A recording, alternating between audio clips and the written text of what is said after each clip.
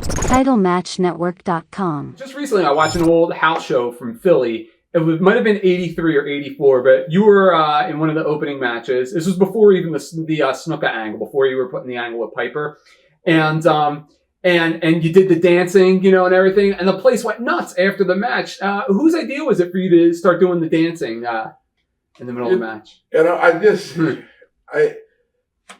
don't know if it just happened because really nobody really even talked about it. But growing up in high school, I used to do the pop dance. The Rock used to do that too. I used to do videos. I mean, when I met him, he was young, Dwayne, right? And me and him, we grew up. Well, he grew up in Connecticut at the time. This one in New York. But when I got in the ring, I just, like I said, when I was young, I used to do the moonwalk and you just call the robots, just like, back in the young kid. And I thought, well, I'll give it a shot at it, because, people make their comeback. They all have their different style. Yeah. Some like Hogan shakes for the comeback and the house is going to interrupt. Everybody had their own way of doing it. So I thought, well, why can't I dance? But I used to dance in the dressing room to the wrestlers. I used to perform in front of Captain World Battle, Freddie Blassie. I used to go up there and just do my thing and do that. They go, yeah, they like that. Yeah. But never thought that I'd do it in the ring, So I just gave it a try, one time. And I think there at Philadelphia, who I wrestled was a guy out of Sacramento. He was bald. He got that mean way. What I'm talking about? He's out of Sacramento.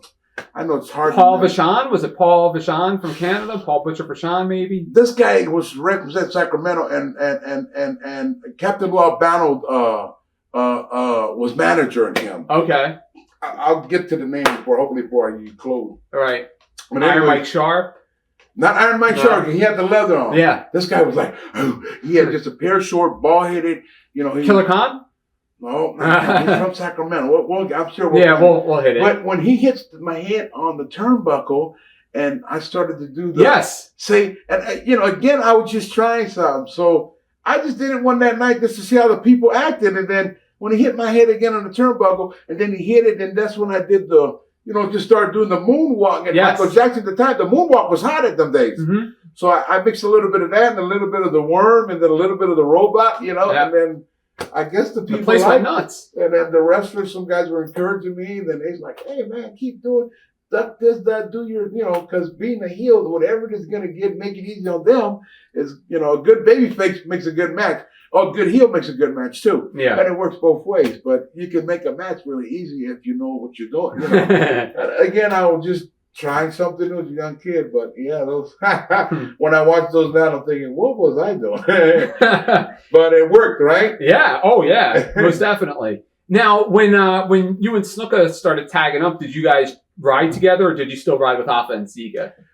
I rode with I went back and forth. Oh, okay. I would ride with my uncles, and sometimes I would just ride with just Sika. Okay. Me and him did a lot of traveling together, and me and Sika did. Then sometimes I ride with Jimmy Snuka. I would tell him, "Hey, Uncle, can I go ride with Jimmy Snuka?" And Jimmy Snuka, he's driving a pink Cadillac. I don't know if you guys ever remember, but I heard the story. They used to have a big Cadillac. He had a Lincoln. Oh, Lincoln. That's it. That's what I heard about.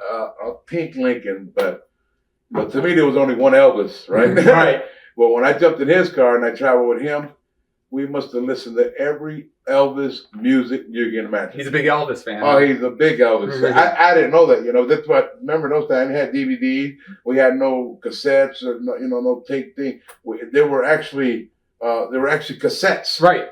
Back in the days. But he was just an Elvis fan, and that's how I learned some of the Elvis songs from Jimmy Snuka. He could sing. He loves to sing. He would just sing his heart out. I would sing right along with him. I was excited, and they would just encouraging me just to do good. But again, like I said, I was sitting in the hot seat and didn't know that was the hottest angle in wrestling business, in the history of wrestling. Yeah. It's the number one hottest storyline until today. Yeah.